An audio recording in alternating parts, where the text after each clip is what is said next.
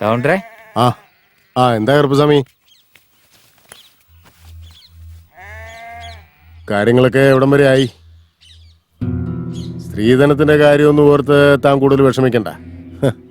അങ്ങേരൊരു വാദ്യാരാ, അതിനനുസരിച്ചുള്ളൊക്കെ നമുക്ക് കൊടുക്കാം. ചുമ്മാ നടത്തിയാലൊന്നും പോരാ, നല്ല ഗംഭീരമായിട്ട് നടത്തണം.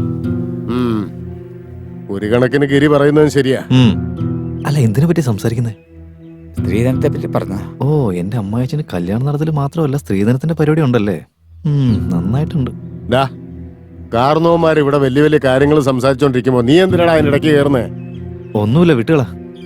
കറുപ്പസ്വാമി, ജോഡിയായിരിക്കുന്ന കാളകളിൽ നിന്ന് ഒരു കാള ചത്തുപോയി കഴിഞ്ഞാ വേറൊരു കാളയെ അതിന്റെ കൂടെ ജോഡി ചേർക്കൽ നടക്കോ? അത് നടക്കില്ല എന്നൊന്നുമില്ല.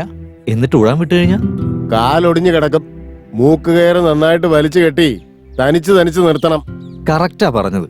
ഓ, നിങ്ങളൊരു അധ്യാപകനെന്ന് ഞാൻ കേട്ടു. അതെ സാറേ, ഞാൻ പ്രായത്തിൽ നിങ്ങളെക്കാളൊക്കെ ചെറുതാ.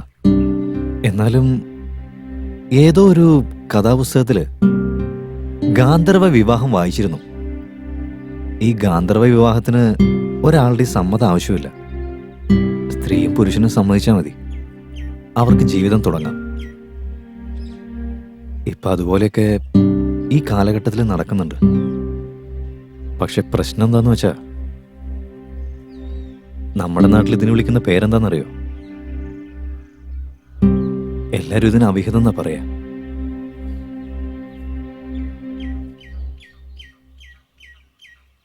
എത്ര നാണം കെട്ട നാട്ടുകാരാണല്ലേ. നിന്റെ കഥ കേൾക്കാനായിട്ടൊന്നും അല്ല ഞങ്ങൾ ഇവിടെ വന്നിരിക്കുന്നത്. നീ നിന്റെ ജോലി എന്താന്ന് വെച്ചാ ചെയ്തിട്ട് അവിടെ ഒരുത്തൻ ഒളിഞ്ഞു നിന്ന് കേൾക്കുന്നില്ലേ, അവനെയും കൂട്ടിക്കൊണ്ട് സ്ഥലം വിടാൻ നോക്ക്. അതെ സാറേ, നിങ്ങൾ പറ. അല്ല, അത് പിന്നെ അങ്ങേരെന്ത് പറയാനാ? ശങ്കരൻ മര്യാദക്കാരനായിരുന്നെങ്കിൽ എന്നേ ഇവിടെ ഞാൻ കെട്ടിച്ചു കൊടുത്തേനെ. അവന് ജോലിയില്ല, കൂലിയുമില്ല, കുടിച്ചിട്ട് എവിടെയെങ്കിലും കിടക്കും. അവൻ ഇവിടെ നോക്കുമെന്ന് തോന്നുന്നുണ്ടോ? ഞാനും ഒരു പെണ്ണിന്റെ അച്ഛനാ. ഒരു പെങ്കൊച്ചിനെ ആരുടെ കൈ പിടിച്ചു കൊടുക്കണമെന്ന് എനിക്ക് നന്നായിട്ടറിയാം. എത്ര കല്യാണം ഞാൻ നടത്തിയിട്ടുണ്ട്. അവരൊക്കെ ഇപ്പൊ സുഖമായിട്ട് ജീവിക്കുന്നില്ലേ? ഇവനൊക്കെ പറയുന്നത് കേൾക്കേണ്ടി വന്ന എന്റെ തലവിധി. അങ്ങോട്ട് കൊടുക്കുമ്പോളെ.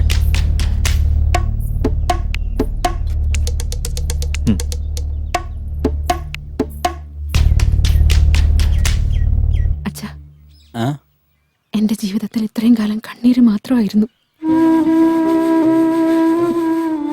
ഒന്നുകൂടി ഒന്ന് ആലോചിച്ച് നോക്ക്.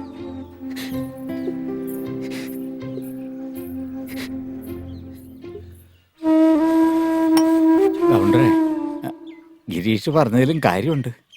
ഒരു തവണ നമുക്ക് തെറ്റുപറ്റി പോയതാ. ഇനിയും അതുപോലൊരു തെറ്റ് ചെയ്യാൻ നിൽക്കണോ?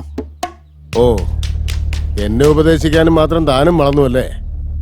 തന്റെ മോക്കൊരു നല്ല ജീവിതം കിട്ടട്ടെ എന്ന് വിചാരിച്ച് ഞാൻ ഇവിടം വരെ വന്നില്ലേ? അതാ ഞാൻ ചെയ്ത തെറ്റ്.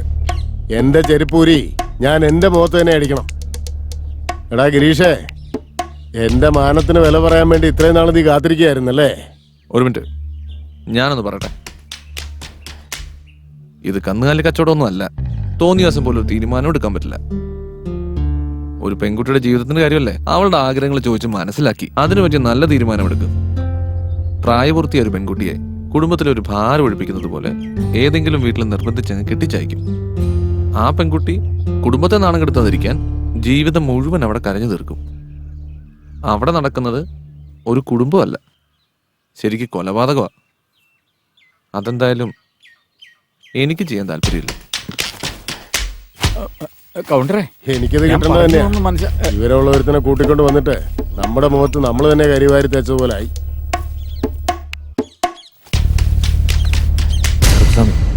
കൗണ്ടർ പറഞ്ഞൊക്കെ വിട്ടുകളാ.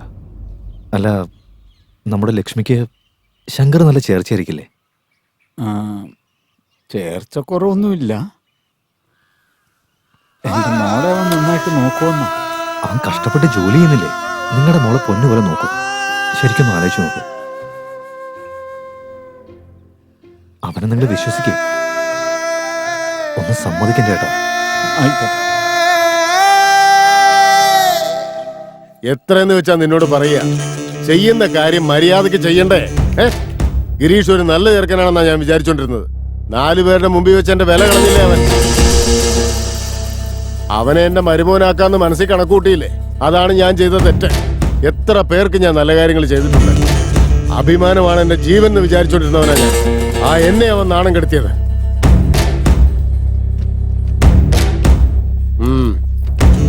നിന്റെ അനിയനോട് പെട്ടെന്ന് ഇങ്ങോട്ട് വരാൻ പറ.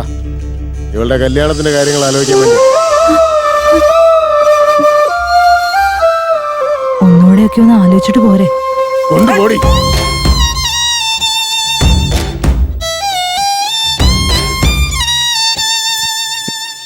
നിങ്ങൾ കടയ്ക്ക് വരുമെന്ന് വിചാരിച്ച് കുറെ നേരം കാത്തു നിന്നു, പക്ഷെ കണ്ടില്ല. അതുകൊണ്ടാണ് ഞാൻ പിന്നെ ഇങ്ങോട്ടേക്ക് വന്നത്. എന്താ മോനെ കാര്യം? നിങ്ങൾ ഇന്നലെ എന്നോട് പറഞ്ഞ മോഷണ കഥയിൽ എത്ര പേർക്ക് പങ്കുണ്ടെന്ന് പറഞ്ഞില്ലല്ലോ. ഇന്ന് എന്തോ എനിക്കൊരു സുഖമില്ല മോനെ. അതിന്റെ ബാക്കി ഞാൻ വേറൊരു ദിവസം പറഞ്ഞുതരാം. എനിക്ക് മനസ്സിലായി എന്തുകൊണ്ട് ഇത്രയ്ക്ക് വിഷമിച്ചിരിക്കുന്നെന്ന്. എൻ്റെ അച്ഛനപ്പോ വഴക്ക് പറഞ്ഞ കാരണം കൊണ്ടല്ലേ. ഇതെല്ലാം ആ ശങ്കരേട്ടൻ കടയിലേക്ക് ആ ബെഞ്ച് വെച്ചതിന് ശേഷമാണ്. അതവിടെ കൊണ്ടുവച്ചതിന് ശേഷം എല്ലാവരും വട്ടം കൂടി എന്തൊക്കെയോ സംസാരിക്കുന്നുണ്ട് എപ്പോഴും. ആ ബെഞ്ചിന് ഒരാൾ പെണ്ണുമ്പിള്ളാന്ന് വിളിക്കുന്നു. ആ പെണ്ണുമ്പിള്ളയാണ് മെഷീനെന്നും പറയുന്നത് കേട്ടു. ഇതൊക്കെ ആ ശങ്കറിന്റെ പരിപാടിയാണെന്നാ തോന്നുന്നത്. മോനെ നീ പോവാൻ നോക്ക്. ഇൻസ്പെക്ടർ സെൽവരാജൻ സാറല്ലേ? കൗണ്ടറേ, എന്തിനാ നിസാര കാര്യത്തിന് ഇങ്ങനെ പരിഭ്രമിക്കുന്നേ? ദേ നോക്കിയേ, നമ്മൾ പ്രതീക്ഷിച്ച പോലെ ഒന്നും നടന്നില്ലെങ്കിലും അതിനേക്കാളും ഭംഗിയാവുന്നു. എന്റെ സ്നേഹിതനൊരാളുണ്ട്, എത്ര അപാര കലാകാരനെന്നറിയോ? സ്റ്റേജിലുള്ളവരൊക്കെ അതിശയിച്ച് വിറയ്ക്കും. ദേ വന്നോണ്ടിരിക്കുക. ചെല്ല്, എല്ലാം ശരിയായിക്കോളും.